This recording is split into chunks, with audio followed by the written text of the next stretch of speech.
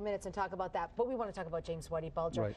If you can, in the simplest of terms, tell everybody your connection to how this whole thing cracked open. Sure.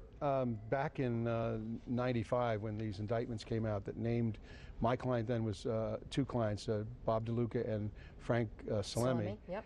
They were alleged to be conspirators with the Winter Hill gang, being Fleming and Whitey Bulger. Right.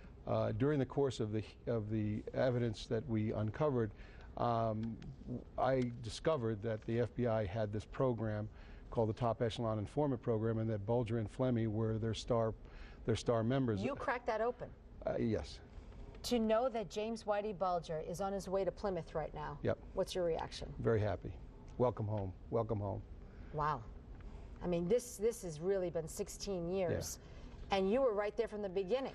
I was, and it's been a long time coming, but it's finally coming to the end, and it's time for everybody to stop mythologizing this guy and deluding themselves into thinking that he's anything other than the worst scum that ever walked the face of the earth, who took advantage of people, including young women and defenseless people. He was very good at going after defenseless people. He was very strong with them and killed them and dismembered them, disfigured them. Anybody else, though, that posed a threat to him, he used the FBI to get at. He never went one-on-one with. And what do you think we're going to see now? I mean, let's be honest. Hopefully, is it like lifting up a rock and seeing all the stuff that's underneath it? Hopefully, everybody that has, again, deluded themselves into thinking he's something other than the worst scum that ever walked the earth will find out what he's really done. And they'll blow all this Robin Hood image that he kept drugs out of Southie nonsense out. Because, yeah, he did keep drugs out. Anyone but his drugs. He controlled the drug trade. He was a much bigger, that crew, Fleming and Bulger, were a much bigger threat, criminal threat, than anybody that I've ever represented. Quickly, did you ever think you'd see the day that James Whitey Bulger would be back here? I was hoping, because I didn't think the FBI was looking for him, but I think the generation has passed on, and they've gotten rid of the past bad blood in the FBI, and maybe some new blood in there. And if they did it the way they said, then kudos to them. Tony Cardinale, we truly appreciate you coming by here. Not a problem. We really do. Thank you so much. Appreciate it. Huck? Cardinale filed papers in court today suing for that $800,000 Whitey apparently had stashed in that Santa Monica apartment. Cardinale filed on behalf of Stephen Rakes and Julie Dammer, who once owned the Liquor Mart in South Boston. Whitey bought them off for $67,000, much less than the money they invested. He then used it as a headquarters. They had various run-ins with the Winter Hill gang over the years. Cardinale says they were issued a judgment for over $29 million, but have never been paid.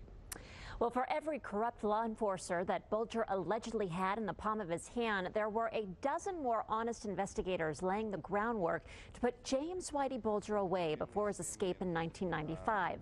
And one of those investigators is retired State Police Major Tom Duffy. Duffy came to court today to see the beginning of a trial and the end of a manhunt that began 16 long years ago. Of course, we would have all liked to have seen it happen, you know, many years back. The intent was to arrest all of them that night. The night of Stevie's arrest, it didn't happen. The fact that we have him back here in Boston now, the fact that he's, securely under wraps, I think is a great day for law enforcement in general.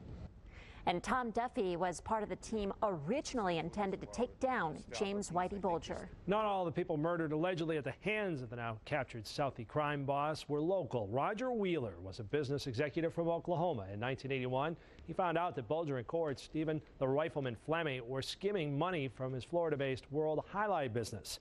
He began an investigation, but was shot in the head outside of his country club in Tulsa by Bulger assassin John Materano.